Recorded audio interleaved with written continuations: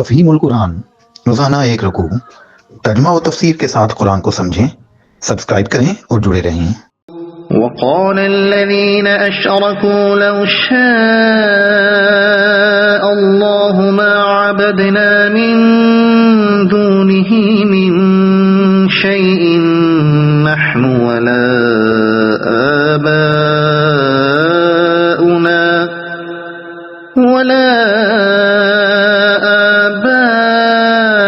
آباؤنا ولا حرمنا من دونه من شيء كذلك فعل الذين من قبلهم فهل على الرسل إلا البلاغ المبين۔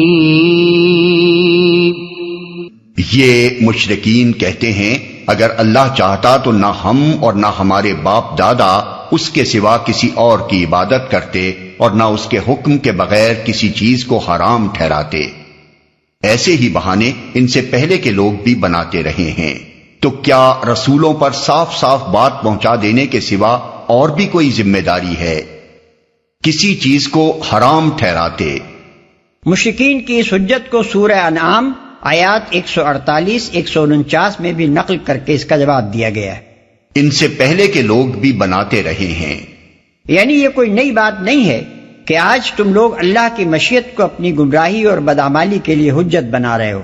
یہ تو بڑی پرانی دلیل ہے جسے ہمیشہ سے بگڑے ہوئے لوگ اپنے ضمیر کو دھوکہ دینے اور ناصحوں کا منہ بند کرنے کے لیے استعمال کرتے رہے۔ یہ مشرکین کی حجت کا پہلا جواب ہے۔ اس جواب کا پورا لطف اٹھانے کے لیے یہ بات ذہن میں رہنی ضروری ہے کہ ابھی چند سطریں پہلے مشرکین کے اس پروپیگنڈے کا ذکر گزر چکا ہے جو وہ قرآن کے خلاف یہ کہہ کر کیا کرتے تھے کہ اجی وہ تو پرانے وقتوں کی فرسودہ کہانیاں ہیں۔ گویا ان کو نبی پر اعتراض یہ تھا کہ یہ صاحب نئی بات کون سی لائے ہیں، وہی پرانی باتیں دہرا رہے ہیں جو طوفان نوح کے وقت سے لے کر آج تک ہزاروں مرتبہ کہی جا چکی ہیں۔ اس کے جواب میں یہاں ان کی دلیل، جسے وہ بڑے زور کی دلیل سمجھتے ہوئے پیش کرتے تھے، کا ذکر کرنے کے بعد یہ لطیف اشارہ کیا گیا ہے کہ حضرات آپ ہی کون سے ماڈرن ہیں، یہ مایہ ناز دلیل جو آپ لائے ہیں اس میں قطعی کوئی اپچ موجود نہیں ہے، وہی دقیانوسی بات ہے جو ہزاروں برس سے گمراہ لوگ کہتے چلے آ رہے ہیں، آپ نے بھی اسی کو دہرا دیا ہے۔ وَلَقَدْ بَعَثْنَا فِي كُلِّ أُمَّةٍ رَسُولًا أَنِ اعْبُدُوا اللَّهَ وَاجْتَنِبُوا الطَّاغُوتَ فَمِنْهُمْ مَنْ هَدَى اللَّهُ وَمِنْهُمْ مَنْ حَقَّتْ عَلَيْهِ الضَّلَالَةُ فَسِيرُوا فِي الْأَرْضِ فَانظُرُوا كَيْفَ كَانَ عَاقِبَةُ الْمُكَذِّبِينَ۔ ہم نے ہر امت میں ایک رسول بھیج دیا اور اس کے ذریعے سے سب کو خبردار کر دیا کہ اللہ کی بندگی کرو اور طاغوت کی بندگی سے بچو۔ اس کے بعد ان میں سے کسی کو اللہ نے ہدایت بخشی اور کسی پر ضلالت مسلط ہو گئی۔ پھر ذرا زمین میں چل پھر کر دیکھ لو کہ جھٹلانے والوں کا کیا انجام ہو چکا ہے۔ طاغوت کی بندگی سے بچو، یعنی تم اپنے شرک اور اپنی خود مختارانہ تحلیل و تحریم کے حق میں ہماری مشیت کو کیسے سند جواز بنا سکتے ہو، جبکہ ہم نے ہر امت میں اپنے رسول بھیجے اور ان کے ذریعے سے لوگوں کو صاف صاف بتا دیا کہ تمہارا کام صرف ہماری بندگی کرنا ہے، طاغوت کی بندگی کے لیے تم پیدا نہیں کیے گئے ہو۔ اس طرح جبکہ ہم پہلے ہی معقول ذرائع سے تم کو بتا چکے ہیں کہ تمہاری ان گمراہیوں کو ہماری رضا حاصل نہیں ہے، تو اس کے بعد ہماری مشیت کی آڑ لے کر تمہارا اپنی گمراہیوں کو جائز ٹھہرانا صاف طور پر یہ معنی رکھتا ہے کہ تم چاہتے تھے کہ ہم سمجھانے والے رسول بھیجنے کے بجائے ایسے رسول بھیجتے جو ہاتھ پکڑ کر تم کو غلط راستوں سے کھینچ لیتے اور زبردستی تمہیں راست رو بناتے۔ کسی پر ضلالت مسلط ہو گئی، یعنی ہر پیغمبر کی آمد کے بعد اس کی قوم دو حصوں میں تقسیم ہوئی، بعض نے اس کی بات مانی اور یہ مان لینا اللہ کی توفیق سے تھا، اور بعض اپنی گمراہی پر جمے رہے۔ جھٹلانے والوں کا کیا انجام ہو چکا ہے، یعنی تجربے سے بڑھ کر تحقیق کے لیے قابل اعتماد کسوٹی اور کوئی نہیں۔ اب تم خود دیکھ لو کہ تاریخ انسانی کے پے در پے تجربات کیا ثابت کر رہے ہیں۔ عذاب الہی فرعون و آل فرعون پر آیا یا موسیٰ اور بنی اسرائیل پر؟ صالح علیہ السلام کے جھٹلانے والوں پر آیا یا ماننے والوں پر؟ ہود علیہ السلام اور نوح علیہ السلام اور دوسرے انبیاء کے منکرین پر آیا یا مومنین پر؟ کیا واقعی ان تاریخی تجربات سے یہی نتیجہ نکلتا ہے کہ جن لوگوں کو ہماری مشیت نے شرک اور شریعت سازی کے ارتکاب کا موقع دیا تھا ان کو ہماری رضا حاصل تھی؟ اس کے برعکس یہ واقعات تو صریحاً یہ ثابت کر رہے ہیں کہ فہمائش اور نصیحت کے باوجود جو لوگ ان گمراہیوں پر اصرار کرتے ہیں انہیں ہماری مشیت ایک حد تک ارتکاب جرائم کا موقع دیتی چلی جاتی ہے اور پھر ان کا سفینہ خوب بھر جانے کے بعد ڈبو دیا جاتا ہے۔ إن تحرص على هداهم فإن الله لا يهدي من يضل وما لهم من ناصرين وأقسموا بالله جهد أيمانهم لا يبعث الله من يموت بلى وعدا عليه حقا ولكن أكثر الناس لا يعلمون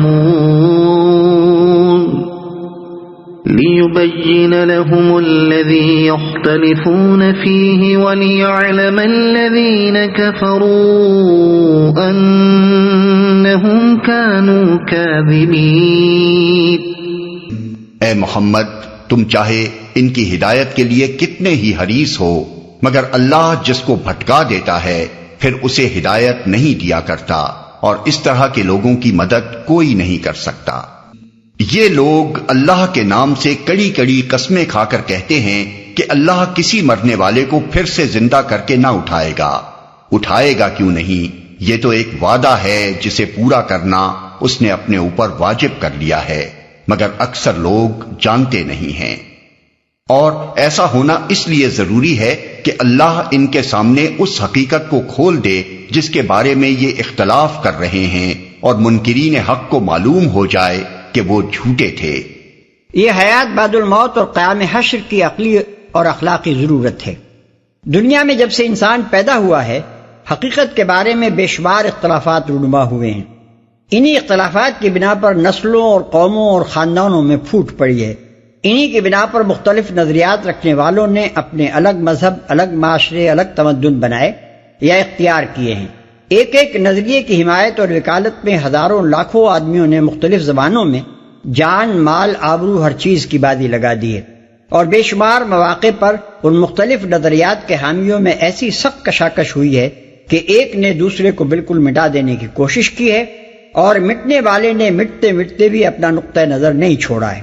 عقل چاہتی ہے کہ ایسے اہم اور سنجیدہ اختلافات کے متعلق کبھی تو صحیح اور یقینی طور پر معلوم ہو کہ فی الواقع ان کے اندر حق کیا تھا اور باطل کیا، راستی پر کون تھا اور ناراستی پر کون۔ اس دنیا میں تو کوئی امکان اس پردے کے اٹھنے کا نظر نہیں آتا۔ اس دنیا کا نظام ہی کچھ ایسا ہے کہ اس میں حقیقت پر سے پردہ نہیں اٹھ سکتا، لہذا لامحالہ عقل کے اس تقاضے کو پورا کرنے کے لیے ایک دوسرا ہی عالم درکار ہے۔ اور یہ صرف عقل کا تقاضا ہی نہیں ہے بلکہ اخلاق کا تقاضا بھی ہے، کیونکہ ان اختلافات اور ان کشمکشوں میں بہت سے فریقوں نے حصہ لیا ہے۔ کسی نے ظلم کیا ہے اور کسی نے سہا ہے، کسی نے قربانیاں کی ہیں اور کسی نے ان قربانیوں کو وصول کیا ہے۔ ہر ایک نے اپنے نظریے کے مطابق ایک اخلاقی فلسفہ اور ایک اخلاقی رویہ اختیار کیا ہے، اور اس سے اربوں اور کھربوں انسانوں کی زندگیاں برے یا بھلے طور پر متاثر ہوئی ہیں۔ آخر کوئی وقت تو ہونا چاہیے جبکہ ان سب کا اخلاقی نتیجہ صلے یا سزا کی شکل میں ظاہر ہو۔ اس دنیا کا نظام اگر صحیح اور مکمل اخلاقی نتائج کے ظہور کا متحمل نہیں ہے تو ایک دوسری دنیا ہونی چاہیے جہاں یہ نتائج ظاہر ہو سکیں۔ انما قولنا لشيء اذا اردناه ان نقول له كن فيكون۔